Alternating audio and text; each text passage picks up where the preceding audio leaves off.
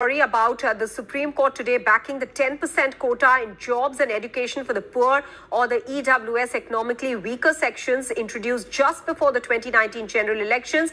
The EWS quota is not discriminatory and does not alter the basic structure of the constitution is what the majority judgment of the Supreme Court has said today. Let me go across now to Bhim Army Chief Chandrasekhar Azad, who's joining us here on the show. Chandrasekhar ji, पहले आपकी प्रतिक्रिया जानना चाहूंगी आज के इस पर। जी धन्यवाद आपका बहुत बहुत। और प्रतिक्रिया ये है कि 5 स्वर्ण जाति के जजों ने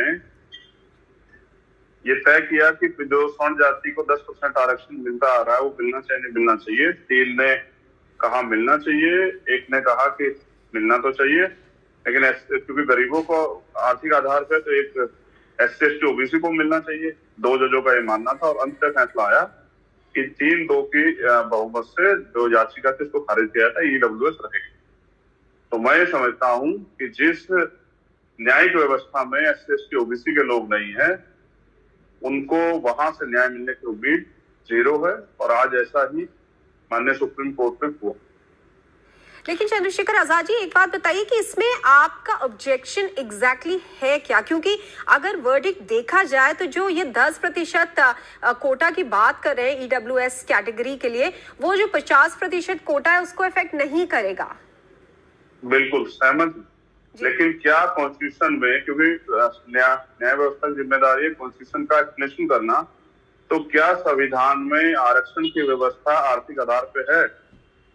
इसका जवाब भी सुप्रीम कोर्ट को देना पड़ेगा। फिर दूसरी बात जो जस्टिस ललित साहब ने कहा, जस्टिस फर्जी ने कहा कि बिना, अगर हम गरीबों की बात करें तो बिना SC ST OBC को इसमें रखे तो ये तो इससे तो जातिवाद होगा, ये तो संविधान की मूल भावना के खिलाफ, उसको भी तो हमें जनता के सामने लाना चाहिए। फिर बड़ी बात यह है कि आरक्षण है क्यों? आरक्षण इसलिए है कि जिन समाजों का प्रतिनिधित्व नहीं है उनको मुख्य धारा में लाने के लिए और डाइवर्सिटी रखने के लिए आरक्षण की व्यवस्था है। तो आप मुझे बस ये बताएं, क्या स्वर्ण जाति के लोगों का क्या प्रतिनिधित्व भारत की किसी व्यवस्था में, किसी भी संस्था में कम है? तो जब हम आधार रिपोर्ट देखेंगे तो पता लगेगा कि कम नहीं है, ज्यादा।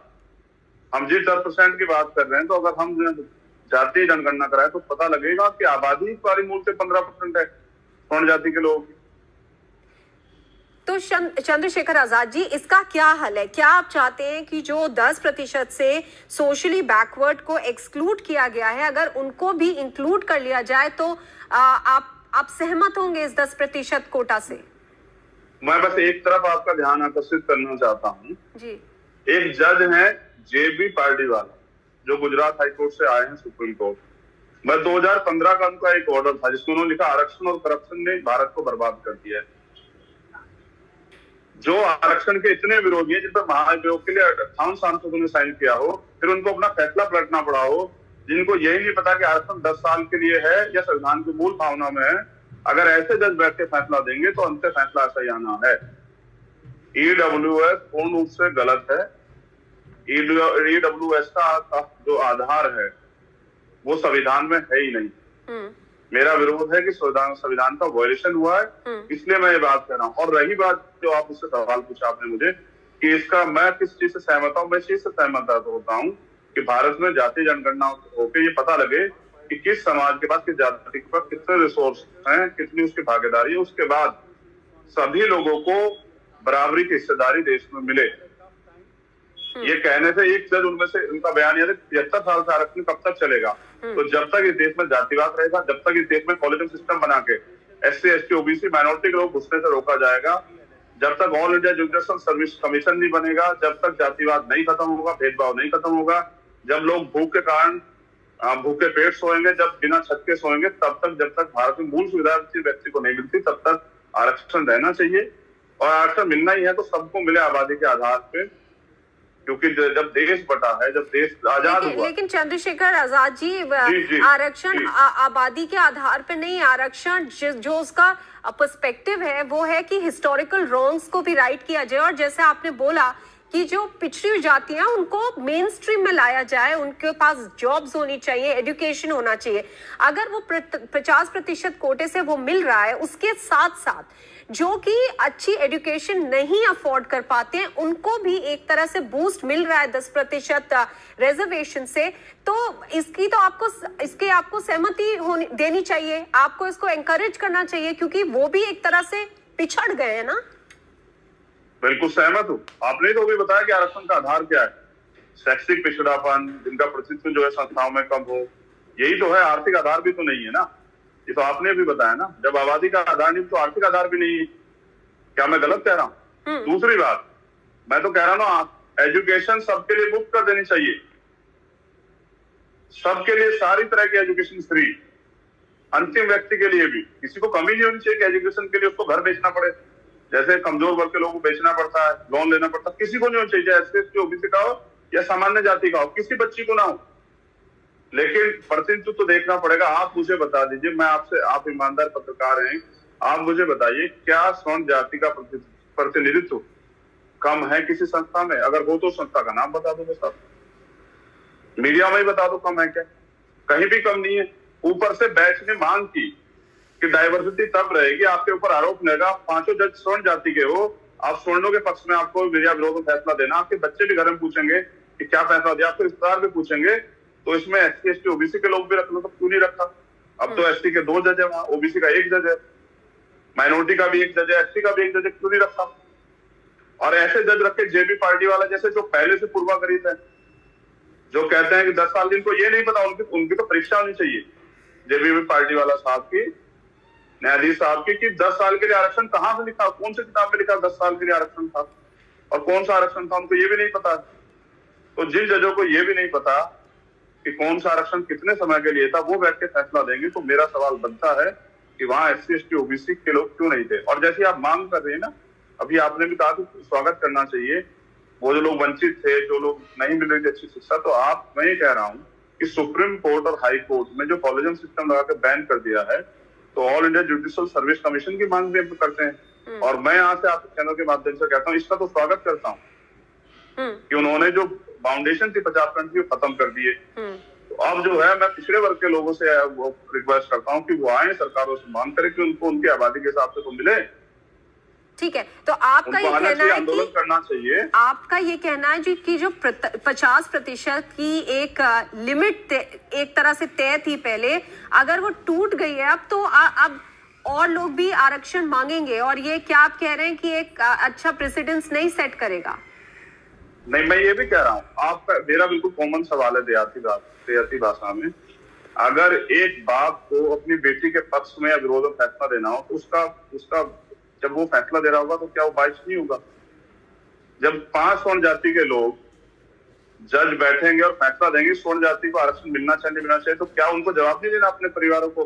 क्या उनके ऊपर कोई बाउंडेशन है? लेकिन ये बात हम कह रहे हैं इस वक्त कि सुप्रीम कोर्ट ने, और ये जो लॉयर थे पिटिशनर के चंद्रशेखर आजाद जी, उन्होंने बोला कि एक तरह से यूनानिमिटी थी, हालांकि ये 3-2 का जजमेंट था, लेकिन जो 5 जजेस में सहमति एक मुद्दे पे थी, वो था कि इकोनॉमिक क्राइटेरिया को बेसिस बनाया जा सकता है आरक्षण का। आप कह रहे हैं ये बिल्कुल गलत है संविधान में, क्योंकि है नहीं। तो क्या इस मैटर को आप सुप्रीम कोर्ट में रिव्यू मांगेंगे?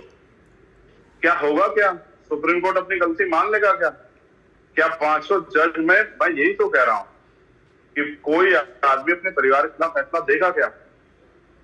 500 जज स्वर्ण जाति के हैं, क्या वो अपने परिवारों को, रिश्तेदारों को क्या जवाब देंगे? क्या उनकी जाति को प्रिविलेज नहीं मिल रहा है? आप मुझे बताओ, 500 जज किस जाति के हैं? स्वर्ण जाति के हैं या नहीं? आप बताइए, क्या उनके परिवारों को, रिश्तेदारों को प्रिविलेज मिल रहा है? जब अपने रिश्तेदारों को कुछ सुविधा देनी होगी, तो क्या वो उसमें जो है कहीं ना कहीं जो है घालमेल नहीं होगा?